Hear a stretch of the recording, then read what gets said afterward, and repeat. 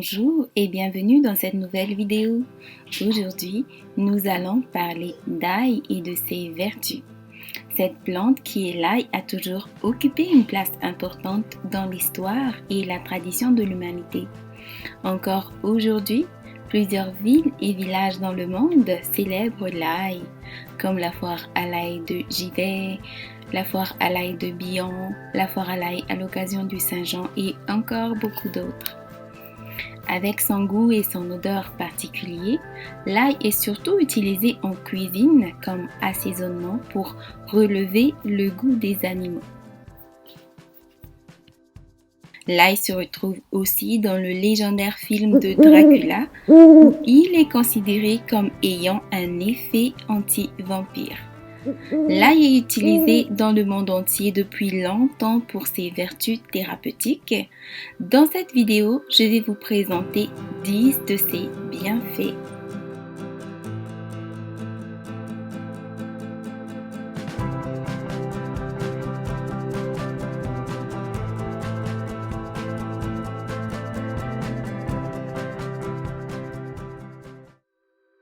D'abord, il est à savoir que l'ail est riche en vitamines A, B, C et E, en composés soufrés, en fibres, en antioxydants, en allicine, etc. Actuellement, on peut retrouver de l'ail en poudre, d'huile de l'ail, mais dans cette présentation, je vais vous parler essentiellement de l'ail cru ou cuit. Donc, numéro 1, prévenir certains cancers. Par la transformation de l'allicine, l'ail réduirait de moitié la survenue d'un cancer de l'estomac, du côlon et du rectum. En effet, l'ail présente une certaine capacité de protéger certains de nos organes, voire d'empêcher les cellules cancéreuses de croître. Il agit sur les enzymes gastriques, coliques et rectales afin d'éliminer certaines des molécules qui pourraient être responsables du développement de ces cancers. Certaines études ont aussi observé une réduction de la survenue de cancers des seins, des poumons, de la prostate et de la vessie chez les personnes ayant une consommation régulière d'ail. Numéro 2. Stabilisateur de la pression artérielle. Des articles ont démontré les effets d'ail sur la baisse de la pression artérielle pour les personnes particulièrement avec une hausse légère de pression artérielle, avec une baisse allant de 5,5 à 16,5 mm de mercure pour la pression artérielle systolique et de 2,5 à 9,3 mm de mercure pour la pression artérielle diastolique.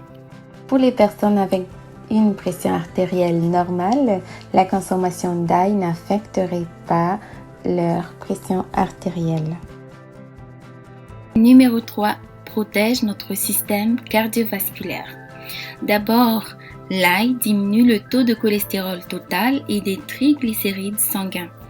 Il est à noter qu'un meilleur résultat s'observe en associant l'ail avec une alimentation équilibrée. Attendez-vous alors à avoir une baisse de votre cholestérol total et de vos triglycérides sanguins après une consommation régulière d'ail. En plus de leur effet sur la pression artérielle, sur le cholestérol total et les triglycérides sanguins, l'ail a aussi des effets antioxydants relativement élevés. En effet, l'ail est riche en vitamines A, B et C qui sont des nutriments qui éliminent les radicaux libres de notre corps, ce qui fait en sorte que l'ail agit sur plusieurs facteurs de risque de maladies cardiovasculaires et du diabète de type 2 et pourrait être ainsi utilisé dans la prévention et le traitement des maladies cardiovasculaires. Numéro 4. Fortifie le système immunitaire. L'ail fortifie notre système immunitaire en augmentant l'activité des macrophages, des cellules tueuses naturelles et la production des cellules T et B. En plus, un des composants de l'ail qui est l'allicine va agir avec divers enzymes qui va lui procurer des propriétés antimicrobiennes. Ce qui nous amène au point suivant, le point numéro 5. allié du rhume.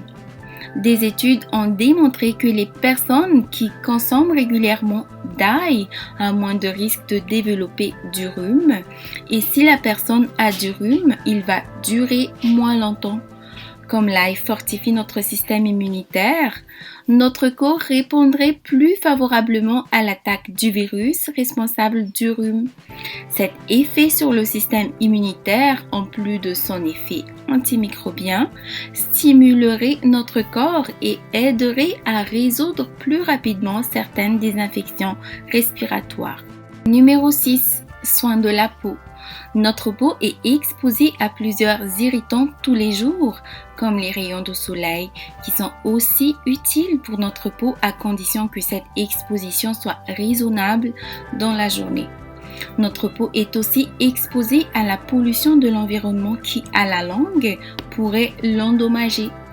Par ses propriétés antibactériennes et sa richesse en nutriments, l'ail peut être utilisé seul contre l'acné ou accompagné d'autres ingrédients comme le miel ou l'argile en masque. En outre, l'ail a toujours été utilisé comme remède de grand-mère contre l'acné. Pour ce faire, vous pouvez écraser l'ail et appliquer directement la pâte formée sur l'acné. Pour le masque, vous aurez besoin de 3 gousses d'ail mélangées avec 3 cuillères à soupe de miel et 2 cuillères à soupe d'argile, de préférence de l'argile blanche, et utilisez ensuite la pâte formée comme masque. Numéro 7. Renforce la performance sportive. Par sa richesse en nutriments et son effet stimulateur du système immunitaire, l'ail renforce notre performance sportive. Numéro 8. Vermifuge ou qui fait fuir les vers. Comme l'ail a aussi des propriétés antiparasitaires, il agit ainsi comme vermifuge. Il pourrait être utilisé comme vermifuge chez les adultes et les enfants de plus de 3 ans. Numéro 9. Contre les mycoses. Par son effet antimycosique, l'ail peut être aussi utilisé contre les mycoses et les pieds d'athlète. Numéro 10. Stimule les repousses des cheveux. Par ses composés soufrés, l'ail stimule les repousses de vos cheveux. Pour les cheveux, vous pouvez écraser l'ail et former une pâte ou l'infuser dans de l'huile. Appliquez par la suite la pâte ou l'huile sur votre cuir chevelu en le massant délicatement.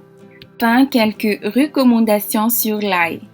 Pour sa conservation, on peut la conserver à température ambiante pendant 3 à 6 mois ou conserver les gousses d'ail épluchées dans de l'huile dans le réfrigérateur.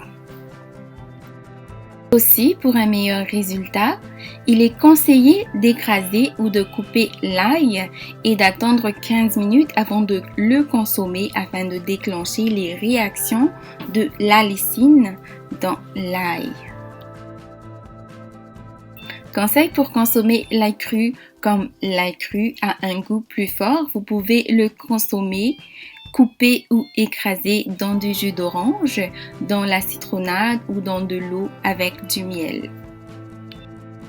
Pour enlever l'odeur de l'ail dans la bouche, vous pouvez faire du gargarisme avec du bicarbonate ou mâcher du persil ou juste brosser les dents. Pour trouver plus d'informations sur l'utilisation du bicarbonate, vous pouvez voir ma vidéo sur ce sujet. Je vous mets le lien dans la description. Et c'est déjà la fin de cette vidéo. Si vous utilisez l'ail pour d'autres situations, partagez-nous vos expériences dans le commentaire. Merci d'avoir regardé la vidéo jusqu'à la fin.